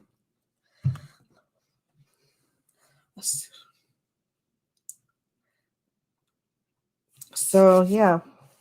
Well, I'm probably gonna get off, but I want to thank everyone for coming. I want to apologize for everybody who thought it was going to be super informational back to back. How long have we been on? How long? An hour. almost 2 hours, and then I went on a tangent about stuff, and then I schoolgirled when Sean Atwood came on because he's super handsome and very intelligent. So,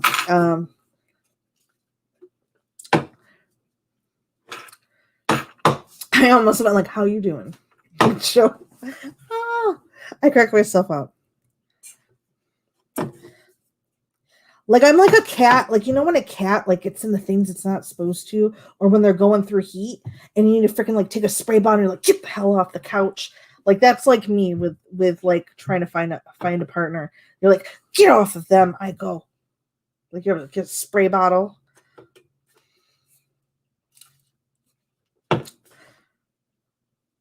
Thank you.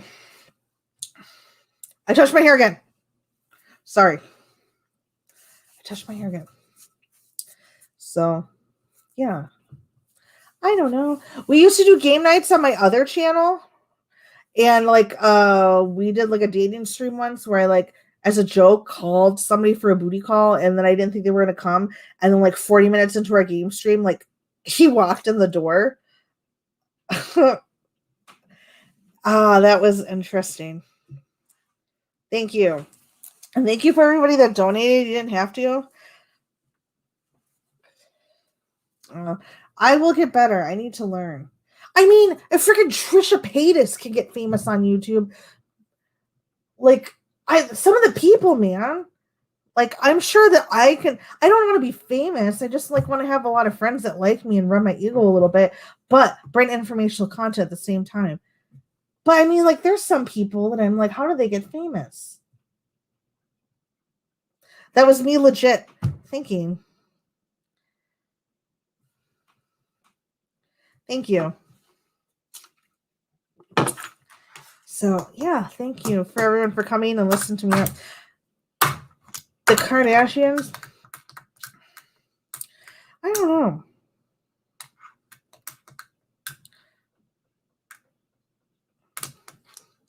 Now I feel too lazy to go to Target, or as we call when we want to be fancy, Target. Go to Target. So yeah. No, I won't compare myself to Trisha at all. It's just like, how can some people get famous talking about some of the stuff they do? And like her stuff isn't even necessary. I'm going to be 100% honest. The only video I've ever watched of hers is when she was like having like upset talking about Jeffree Star being mean about her. And I felt really bad for her because I know how it feels to be bullied. And like I cried along with her. But like all I've ever seen of her content was like what like drama channels and other people have talked about online. And her content doesn't seem super inclusive of the people that she's trying to portray. So I just like never watched anything or felt the need to comment on her. I mean, I don't know. So I was just like, maybe that's like her like brand. I'm not sure. But like if that's what like makes her famous, like I don't understand how that makes people famous. Trisha Paytas. And I mean, I feel I subscribe to her channel and stuff now just because I felt like I felt bad. Like she seemed like really like distressed when she was talking about being bullied. And I've been bullied at 33 and I know how that feels. So like I was just like that sucks.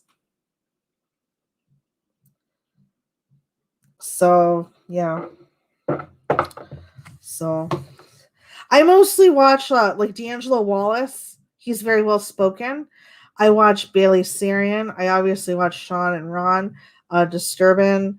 Who else do I watch? Scary Mysteries.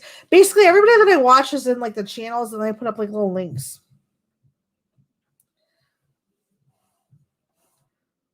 Is it OnlyFans? See, I would start one. Oh my gosh, I do too. He's so well spoken. I'm like, I don't know. I can be like really egotistical like that, but like, I don't know if people would take that.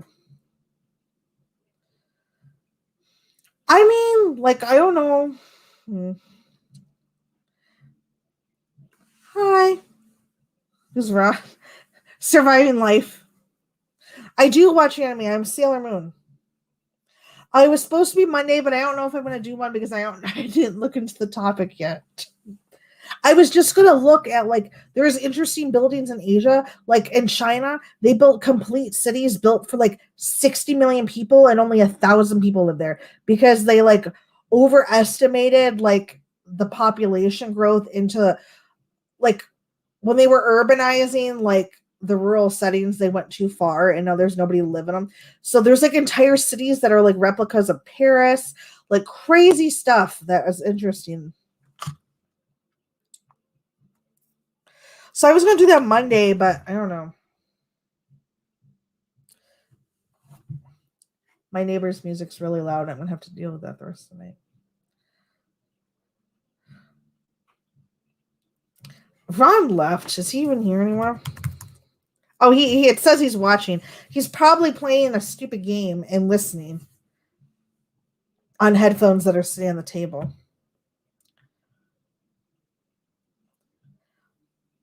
Yeah, I was trying to be professional. Like I cut out like that's my BTS calendar. And I had this picture back there. I had an artist in Poland. I commissioned her to draw that for me. Oh. I'm going to. I was supposed to on Monday, but I haven't looked at anything yet. But I could just like just show pictures of them. I'm like, I'm not like an architectural master. Like I could honestly just show you guys pictures. Because like half the things like people just like that's why you watch YouTube, right? We don't know exactly how to search something and we don't have the time to search it. We'd rather just like watch somebody else do it for us and like do something while we're doing that. So I mean I could honestly just look it up. Thank you. It is a mix of what is it? The California palette, something by ColourPop, and then it's some colors of the Pure Barbie palette, the first one, and then Elf glitter, and then that's it. So, don't remind me, Danielle. Oh gosh, there is Ghost Cities. There is Ghost Cities.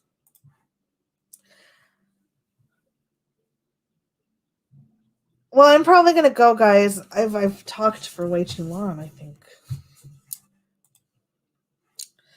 So you're telling stories about super creepy people. I love to talk about super creepy. I also like to be a sneaky sneak and be nosy and talk about stuff I shouldn't know. Like, don't tell me a secret ever. Just so you know, don't ever tell me a secret. There's surviving life. So yeah. Okay. Well, everyone have a good night. I feel bad because I was like so good at. I was like, it's gonna be a professional. Facts, just like my professor. Interesting conversation. Blah blah. And then like it was an interesting conversation, but like I completely skipped 65%.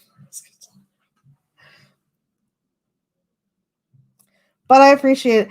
And then like freaking like my senpai came in the room, and then I like lost all train of thought and reality. No, he's not senpai. I'm gonna call him Oppa. Who dares me next time to call Shawnee Atwood Oppa on live stream? I'm sorry.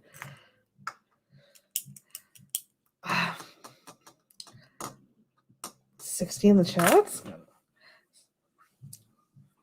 I can't. Oh my gosh. I can't like do the makeup because I don't know how those people do it. You saw me trying to show you pictures on my magazine. I couldn't figure out which side was which.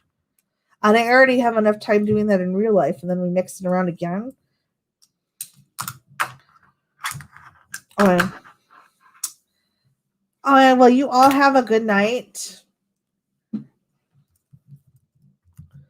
Oh, Anthony. Oh, God. I fired myself. I canceled myself. I just canceled myself. Okay. Yeah, I want to be more professional. I want to just like be able to talk about like just look straight into the camera and like not touch my hair. I took speech. I got an A+. Believe it or not, I got an A+. But like I just need to learn how to look. I'll be like say something like really professional. Like, I don't know. Like, like today we'll be investigating the modern day genocide in the Xinjiang province of China. Like stuff like that. But I can't stop touching my hair. And calling people Oppa and talking about K-pop. I guess those are all things that I need to work on. Thank you. I like you too. I try to be me, but I'm too much for me sometimes. It is physical people. And plus, I think one of my eyebrows is up farther than the other. Like, honestly, like if I could wear sunglasses, I always do this. If I wear sunglasses, I could completely just like talk. Like, I could legit do it. But like, yeah, I'm not gonna have fancy songs or anything. Like, I don't even particularly like the border to be. I like it; it's pretty, but like, I don't. Why do I need it?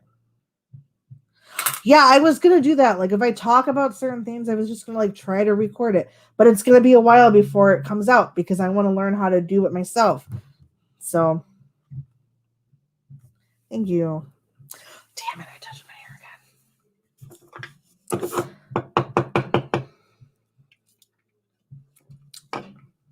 Oh, I'm gonna go now. I've thoroughly embarrassed myself.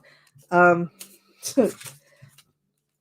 never gonna be invited on Atwin's show again. I'm gonna get Me Too'd.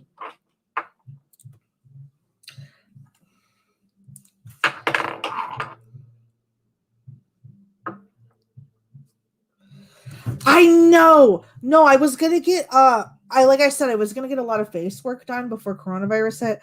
I was gonna get like a lot of plastic surgery done, and then I had to drain my 401k. So I was gonna get a feather lift and get my eyebrows fixed and stuff. And now we're back on the struggle bus. Yeah. Yeah. Struggle bus. Okay, I gotta hop over to. I'm supposed to. Yeah, I'll hop over to Ron's stream. I need to get off.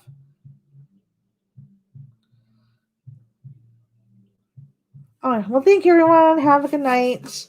I will talk to you guys all later. There's no exit song. It's just gonna be me shutting the bitch down. Thank you, everyone. Have a good night.